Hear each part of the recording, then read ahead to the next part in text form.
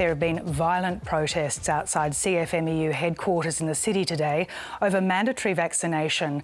It comes after Victoria recorded another COVID-19 death and 567 new cases. That's the highest number of cases this year. The government is set to make a significant announcement in response to the violence. Nicole Asher joins us now for the latest. Nick, what can you tell us about this government announcement?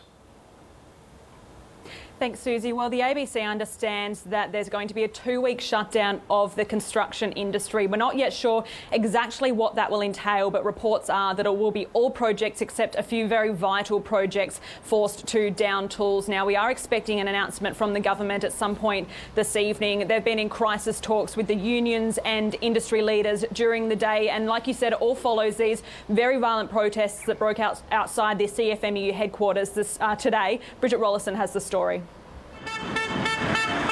What started somewhat peacefully soon turned ugly. The crowd pelted bottles and crates at the CFMEU headquarters. Some even threw punches at union heavyweights. They're accusing the union and boss John Setka of selling them out, with all workers required to have had their first vaccination by Friday or be banned from building sites. I have never ever said I support mandatory vaccination. Never ever. But Setka was unable to calm the crowd. Police moving in after protesters damaged the building, armed with beanbag guns and capsicum spray. I reckon that there'd be a whole bunch of people who are at home because their industry's shut and they'd be scratching their heads about why anyone would be protesting about being open. A day after the roadmap was revealed, the Premier was forced to explain why many Victorian businesses will stay closed long after New South Wales plans to open theirs. When other states, like New South Wales in particular, are finding ways to get on with that quicker, is deeply concerning for me. We will be able to watch and see what happens when they deliver the first part of their roadmap. I wish them well. Hopefully at the end of that we can say, OK, well, based on that, maybe we can bring things forward. Victoria recorded 567 cases today, the highest number this year. None were in Geelong or the Surf Coast, which entered their first day of lockdown today, splitting places like Point Lonsdale in half. On one side of this road, residents are under stay-at-home orders. I was pretty gutted, actually. When we came out of the last lockdown, I sort of thought that was going to be it. While the road out of Melbourne's lockdown may be long, the state is receiving a new weapon. Around 300,000 Moderna vaccines will arrive over the next month, but we're being urged not to wait for a particular jab. It sometimes can feel like in this pandemic that we're on a plane spiralling and plummeting towards the earth. And when I look under my seat for the life jacket, I'm not preferencing the red or the yellow one. I'm getting what's there. The Moderna doses will be available at pharmacies this week. Bridget Rollison, ABC News, Melbourne. Nicole Asher joins us again. Nick, those protests stretched into the afternoon. How did police respond? That's right. So these protests, they started early in the morning and did continue all day. Police say that there were several arrests, but haven't put a definite number on just how many arrests yet, because they were still trying to disperse the protesters until quite late in the evening. Until at least recently, there were still protesters around the city.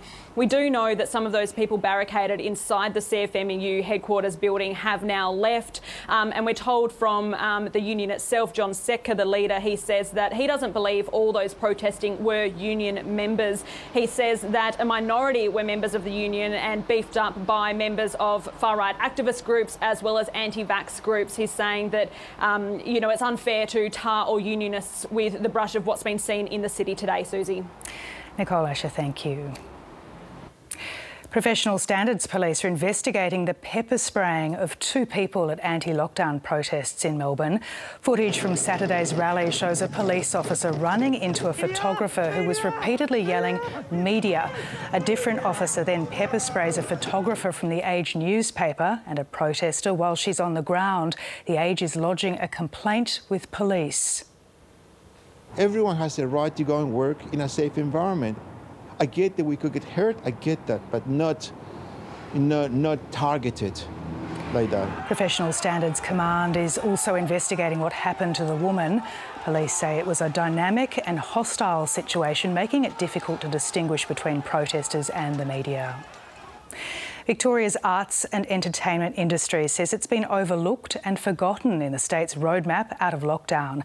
The sector employs almost 200,000 people, and some say under the roadmap many theatres, cinemas and entertainment venues won't be able to reopen. Andrea Nierhoff reports. Sitting on the sidelines isn't something Mike Snell is used to doing, and he's fed up with waiting for the government to come to the party. Usually when it gets to gig season, your phone just rings, you book gigs, you book jobs, you're singing here, you're dancing there, and without the phone ringing, no money comes in, and yeah, I don't really feel supported at all by the government. The government presented its roadmap for how the state will leave lockdown for good, but many, like Mike, say the spotlight has missed them. Retail can reopen once 70% of Victorians have had both jabs, but for outdoor trade only.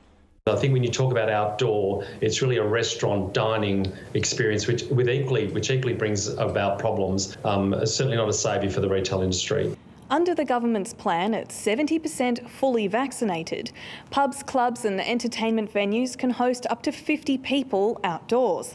At 80%, 150 people could fill these seats. But for venues such as this one, which can host up to 1,000 people, that's just not worth it. What comes after the 5 steps outlined is also unclear. Does it mean we'll be able to go straight to 500 people or to 1,000 people? Will there be other restrictions on it? I mean, we just don't know. Our producers have lost faith in the government when they say, hey, we're going to close down, we're going to reopen. You've got to have that reopen stay.